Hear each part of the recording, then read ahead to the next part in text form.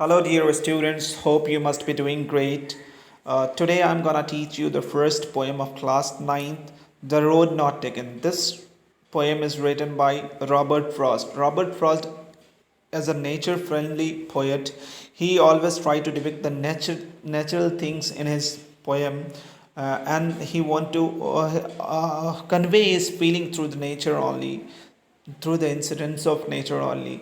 So let's see what's there in this poem तो इसको start करते हैं. This is poem about decision making, how one decision can affect the life of a people, how one decision can affect that, how to take another decision in your life. This is the poem about only decision and decision, and how difference does it make if you take once a decision. So let's see what's there. The first four line is: two roads diverge in a yellow wood, and sorry I could not travel both, and be a one traveler long I stood. ये कह रहे होते हैं कि जंगल में two road diverge in yellow would.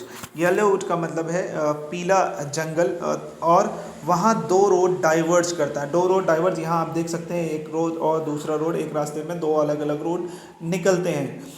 और उसको एक सॉरी फील होता है, अपने आप में एक सॉरी सा फील करते हैं, that I could not travel both. और क्योंकि वो दोनों रास्ता एक साथ ट्रैवल नहीं कर सकते हैं, बी ए वन ट्रैवलर, क्योंकि वो सिर्फ एक ट्रैवलर है. लॉन्ग आई स्टूड, वो थोड़ी देर तक मैं खड़ा रहता हूँ. और look down one as far as I could, और एक रास्ते की तरफ मैं देखता हूँ जितना दूर वहाँ मैं देख सकता हूँ.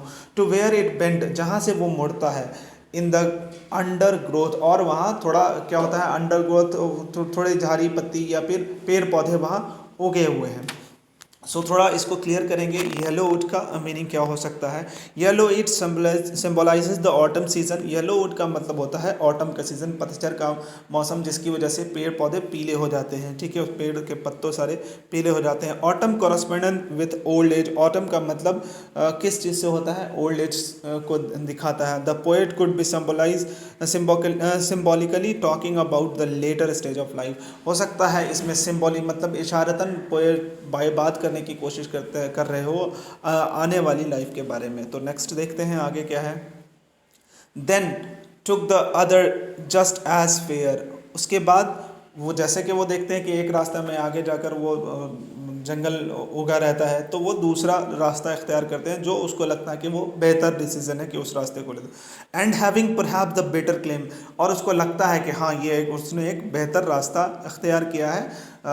Because it was grassy and wanted wear, क्योंकि ये इसमें घास है और वांटेड वियर. वांटेड वियर का मतलब नीचे डिस्क्राइब करता है. वांटेड वियर का मतलब होता है कि जहाँ पर जिसको लोग ज़्यादा चाहते हैं. ठीक है, वो ऐसा रास्ता है जहाँ जो ग्रासी है और वांटेड वियर है. Though as for that the passing there had worn them really about the same. और वहाँ से पास करना, वॉन्ट them about really the same. वॉन्ट का मतलब होता है वो जो पत्ता को जो चलने की वजह से जो थोड़ा नुकसान होता है या काला पड़ जाता है, या चलते चलते रास्ता बन जाता है. जैसे घास के बीच में अगर चल रहे होते खेतों में हम देखते तो वहाँ रास्ता बन जाता, तो वो रास्ता want them really about the same, उसका ऐसा रास्ता बन गया है. ठीक है, रेगुलर चलने की वजह से.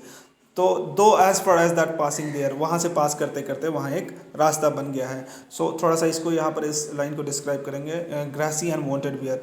It conveys that the road was full of grass. ये दिखाता है कि रोड फुल ऑफ ग्रास है. And nobody has use that road, और किसी ने उस रोड का इस्तेमाल नहीं किया. It was a smooth road which had not worn out. ये एक स्मूथ रोड था जो कि वॉर्न आउट नहीं है, क्योंकि उस पर रास्ता उस वॉर्न आउट का मतलब होता है घास का उड़ जाना या फिर किसी उड़कर उसका रास्ता बन जाना, वो वैसा नहीं हुआ है. ठीक है, उसके आगे नेक्स्ट देखते हैं. And both that morning equally lay in leaves, no step had trodden black. And both that morning, और उस मॉर्निंग में फिर वो दो रास्ते की बात करते हैं. दोनों रास्ते में पत्ते पड़े होते हैं. In leaves no step had trodden black, और वहाँ जो रास्तों में जो पत्ते होते हैं वो ट्रॉडन ब्लैक नहीं होते. मतलब ट्रॉडन ब्लैक किसको बोलते हैं? वहाँ पर बार बार चलकर पैर के के चलने की वजह से वो जो पत्ते गिरे होते हैं वो काले पड़ जाते हैं, तो वो काले नहीं पड़े हैं। Oh I keep the first for another day, oh वो अब थोड़ा सा अपने आप में सैड फील कर रहे हो, तो अच्छा होता कि मैं पहले दूसरा रास्ता ले लिया होता। Yet knowing how way Leeds on the two way, और अभी तक पता नहीं है ये रास्ता अब किधर जा रहा। आई doubted if I should ever come back, मुझे इस बात का अंदेशा हो रहा है कहीं कहीं मैं वापस आ पाऊँ या ना पाऊँ। ठीक है, यहाँ पर ये मीनिंग देखिए, the leaves had not change their colour, इसका मतलब होता है ट्रॉडन ब्लैक का मतलब। ठीक है, the leaves had not, no step had trodden black का मतलब, और the leaves had not change their colour, leave पत्तों ने अपना रंग नहीं बदला है, and turn black because of, और वो काला नहीं हुआ, because of less people stepped on them, क्योंकि कम लोग उस पर चले हैं। It could represent a path one may have never or seldom taken, ये इस बात को दिखाता है कि उस रास्ते पर शायद कभी कोई नहीं चला हो और बहुत कम कोई चला हो। इन लाइफ, अपनी ज़िंदगी में, द फियर ऑफ अनसर्टेनिटी, और आगे डर है अनसर्टेनिटी का मतलब अनिश्चितता का डर है कि आगे अब क्या हो सकता है कोई पता नहीं। ठीक है, इसका नेक्स्ट में देखते हैं क्या है। I shall be telling this with a sigh, मैं एक आह के साथ कह रहा हूँगा। Somewhere ages and ages hence, अभी से कहीं युगों युगों पहले।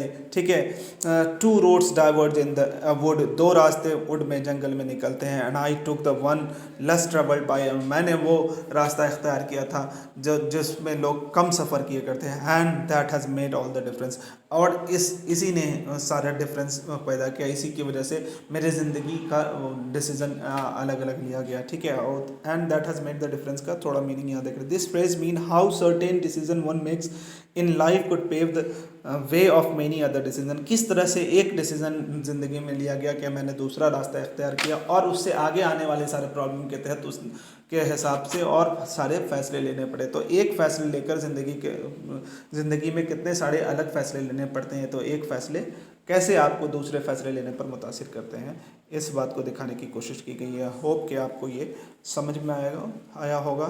Thank you very much.